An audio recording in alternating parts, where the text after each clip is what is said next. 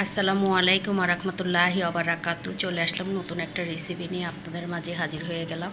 এখানে আমি একটা সেমাই রান্না করছি, দুইটা লাচ্ছা সেমাই প্রথম ঘি দিয়ে ভেজে। আমি ওইটা ভিডিওটা করতে পারিনি একটু ফোনের প্রবলেমের কারণে, সেই জন্য রান্না শেষ কমপ্লিট হওয়ার পরে আমি এই যে এখন ভিডিওটা করে দেখাচ্ছি। ওই যে আমার সেমাইটা রান্না হয়ে গেছে, আর এখানে যে খাসির মাংসটা আলু দিয়ে ঝোল রান্না করে ফেলছি। আর এখানে আমি চালের গুঁড়ার রুটিগুলো কমপ্লিট করে নিয়েছি। রুটিগুলো আমার প্রচুর সফট হয়ে গেছে, আমি দেখাচ্ছি আপনাদের হাত দিয়ে, একদম সফট।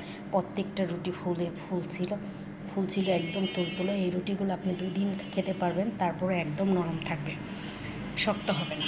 যেহেতু আমি আসলে আমার ফোনে একটু প্রবলেম, সেই জন্য আমি ওই পুরো ভিডিওটা আসলে করতে পারি নাই, সেই জন্য আমি এইভাবে একটা ভিডিও করে দিচ্ছি। প্লিজ কে কোথায় থেকে দেখছেন আমার চ্যানেলটাকে লাইক কমেন্ট করুন, বেশি করে শেয়ার করবেন।